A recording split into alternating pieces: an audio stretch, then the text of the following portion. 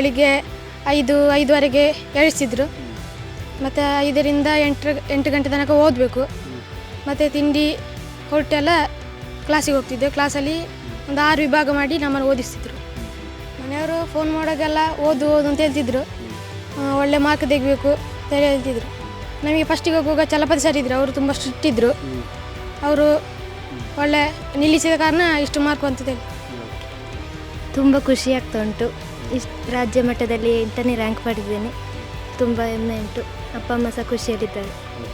ನಮ್ಮದೇನೋ ಅಷ್ಟು ಇದು ಇಲ್ಲ ಇದರಲ್ಲಿ, ಎಲ್ಲ ಅವರೇ ನೋಡಿಕೊಳ್ಳೋದು. ಮೊರಾರ್ಜಿ ಅವರು ಅವರಿಗೆ ಸೇರಬೇಕು. ಕ್ಲಾಸಲ್ಲಿ 6ನೇ ಸ್ಥಾನದಲ್ಲಿ ಇದ್ದ ಮೊನ್ನೆ ಪರೀಕ್ಷೆಯಲ್ಲೆಲ್ಲ. ಈಗ ಫಸ್ಟ್ ರ್ಯಾಂಕಲ್ಲಿ ಪಾಸ್ ಆಗಿದ್ದೇನೆ. ಅದೊಂದು ತುಂಬ ಖುಷಿಯಾಗಿದೆ.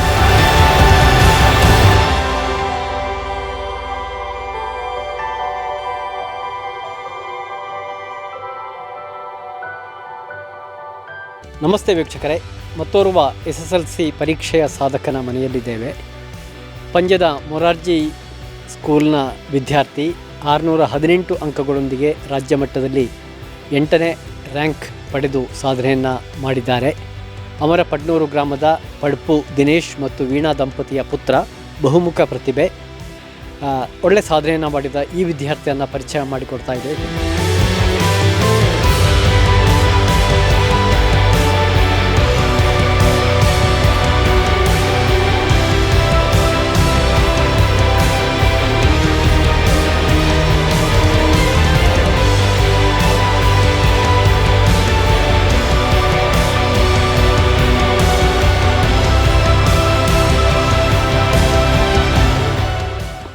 ನನ್ನ ಜೊತೆ ಇರುವಂಥದ್ದು ಗಗನ್, ಪಂಜದ ಮೊರಾರ್ಜಿ ಸ್ಕೂಲ್ನ ವಿದ್ಯಾರ್ಥಿ. ಈ ಬಾರಿಯ SSLC ಪರೀಕ್ಷೆಯಲ್ಲಿ ರಾಜ್ಯ ಮಟ್ಟದಲ್ಲಿ ಸಾಧನೆಯನ್ನು ಮಾಡಿರುವಂಥದ್ದು.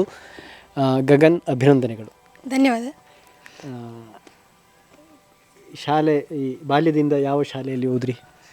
ಬಾಲ್ಯದಲ್ಲಿ ಫಸ್ಟಿಗೆ ಶ್ರೇಣಿಗೆ ಓದ್ದು, ಮತ್ತು ಅಜ್ಜನ ಗದ್ದೆ 7ನೇ ತನಕ ಹೋಗ್ಯಾನೆ.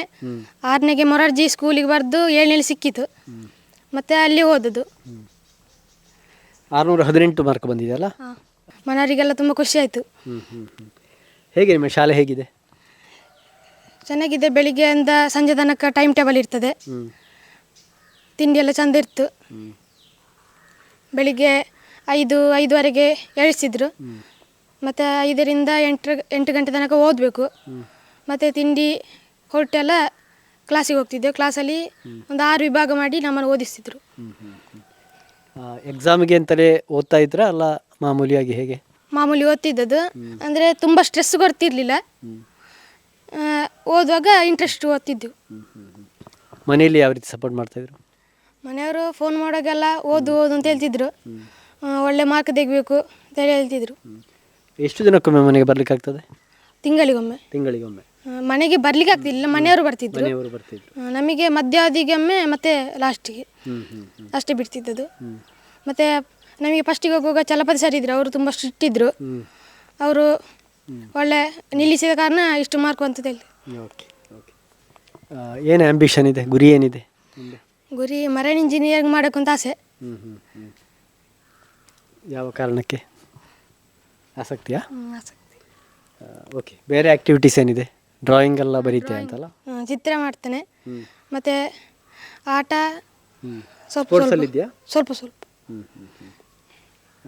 ಚಿತ್ರಕಲೆ ಬಾಲ್ಯದಿಂದಲೇ ಆಸಕ್ತಿ ಇತ್ತಾ? ಬಾಲ್ಯದಿಂದಲೇ ಆಸಕ್ತಿ ಇತ್ತು.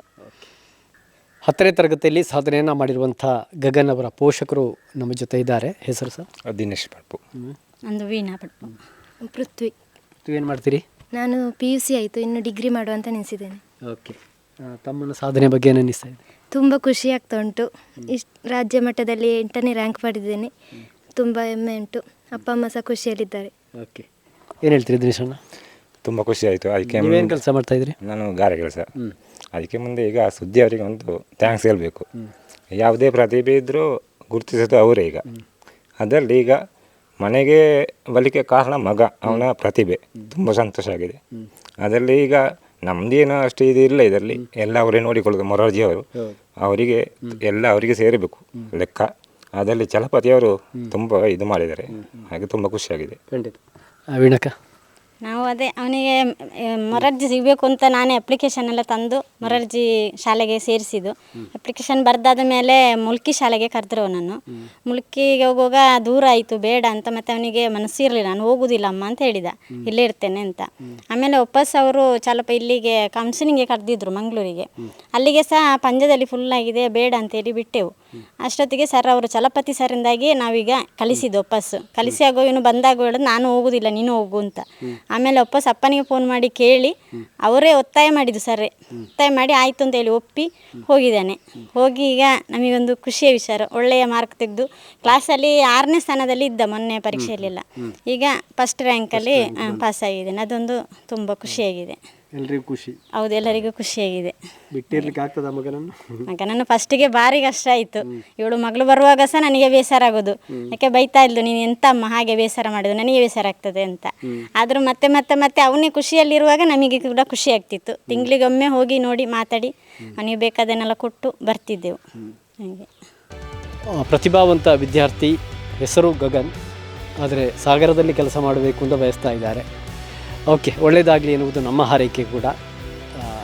ಪಡುಪಿನಿಂದ ಕ್ಯಾಮರಾ ಪರ್ಸನ್ ಕೌಶಿಕ್ ರಾಮ್ ಬಳ್ಳಕ್ಕ ಜೊತೆ ದುರ್ಗಾ ಕುಮಾರ್ ನಾಯಕರೆ, ಸುದ್ದಿ news Sulle.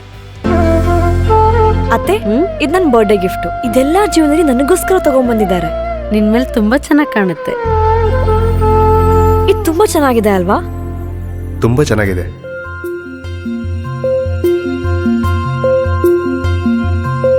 It will look really good on you. Amma? Huh? Mother is always son's first love.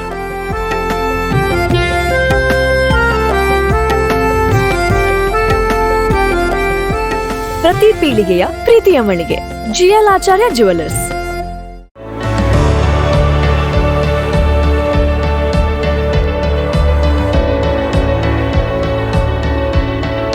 ನಮಸ್ಕಾರ ರೈತ ಬಾಂಧವರೇ, ಬಿಸು ಕಳೆಗಿತ್ತು, ಇನ್ನೇನು ಕೃಷಿ ಮಾಡೋದಕ್ಕೆ ಸೂಕ್ತ ಸಮಯ.